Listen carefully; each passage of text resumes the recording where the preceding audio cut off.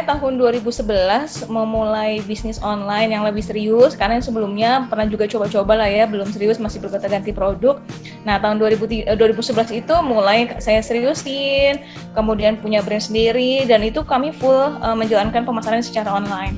Alhamdulillah ada hasil. Nah, tahun 2013 di mana Instagram sudah mulai ramai digunakan di Indonesia ya, waktu itu 2013 saya cobain, ternyata berhasil juga menggunakan Instagram untuk pemasaran online.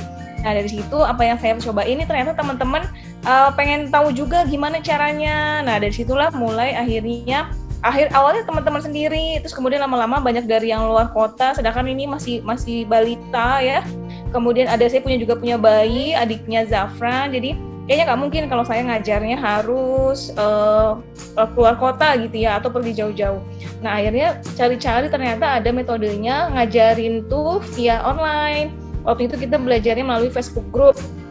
Nah, itulah awal mula berdirinya SBO, Sekolah Bisnis Online, tahun 2013 di bulan September gitu. Sebenarnya umum sih, sebenarnya siapa aja boleh ikut ya. Cuma memang campaign yang saya lakukan adalah untuk membantu ibu-ibu di rumah tangga yang ngerasa aku bingung mau aktivitas apa gitu ya. Kalau bingung yuk cobain yuk, ternyata melakukan bisnis online melalui di rumah juga bisa kok untuk mengisi waktu gitu. Satu sisi seperti itu, dan satu sisi juga mau memberikan pilihan bagi ibu rumah tangga yang juga ternyata bekerja atau berkarir di luar rumah. Jadi galau nih antara harus kewajiban ke kantor, tapi ninggalin anak juga sedih, ninggalin anak sama pembantu atau di daycare gitu ya, atau titip sama nenek gitu ya. Jadi ada orang-orang yang merasa nggak punya pilihan gitu, nggak ada pilihan lain. Nah, disinilah saya hadir untuk campaign bahwa ternyata banyak loh pilihan jemput rezeki ya, karena memang ujung-ujungnya kerja di kantor ya, itu untuk jemput rezeki katanya gitu. Nah, saya mencoba untuk membuka wawasan teman-teman bahwa ternyata membuka rezeki dari rumah itu juga sangat bisa kok gitu. Banyak hal-hal yang saya bisa produktifkan gitu ya di rumah, dari mulai kemampuan misalnya komunikasi, kita bikin copywriting, nulis status di Facebook, di Instagram, dan itu ternyata bisa menghasilkan rupiah gitu, sampai menjadi penulis dan sebagainya. Ternyata kegiatan kita di rumah sambil dampingin anak-anak, sambil bisa mantau pertumbuhan anak-anak, itu pun juga bisa sangat diperhitungkan ya dalam hal menghasilkan pundi-pundi rupiah buat keluarga gitu.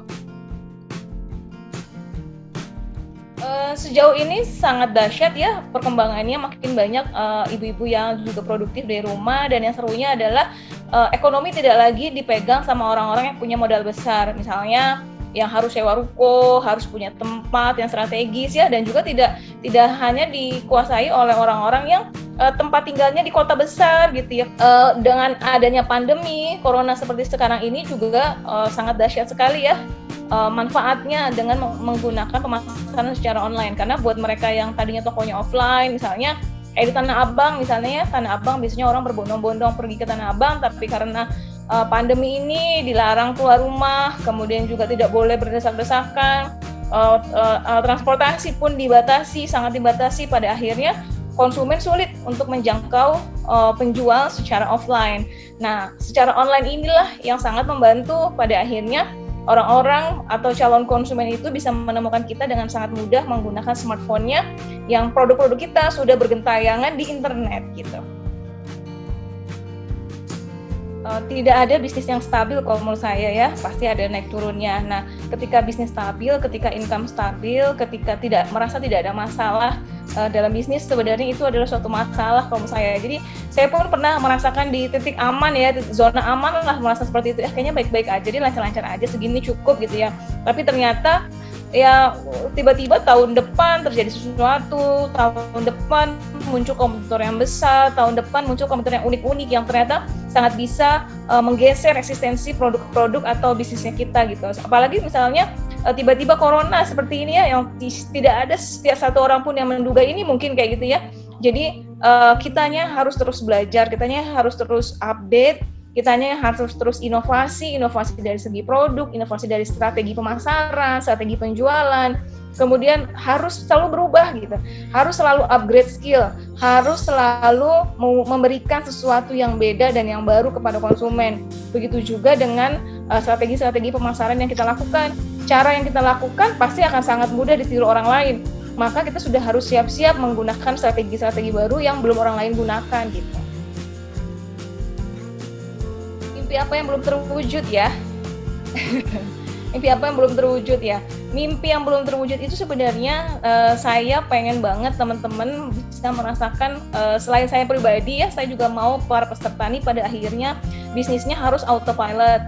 Jadi bisnisnya lah yang bisa bekerja dan tanpa harus ada kehadiran sang pemilik, di mana di mayoritas sang pemiliknya adalah sosok perempuan yang dia juga seorang istri dan juga seorang ibu, dan pada akhirnya tugasnya ketika merintis adalah membangun sistem dan kemudian nanti sistemnya itu berjalan dengan sendirinya. Jadi impian saya adalah saya betul-betul bisa melepas bisnis ini sehingga saya bisa full kembali menjadi sosok seorang ibu rumah tangga yang full time gitu ya, dan juga para peserta yang pernah ikut di SBO juga merasakan hal yang sama, sehingga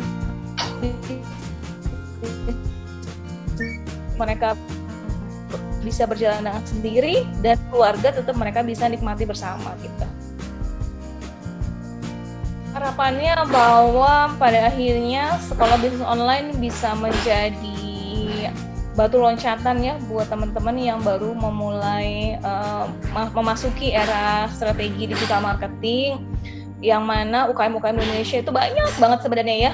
Mereka punya produk-produk yang bagus, tapi mereka masih jauh tertinggal mengenai strategi pemasaran, terutama di era new normal ini, yang mana pemasaran-pemasaran offline udah amat sangat tergilas ya.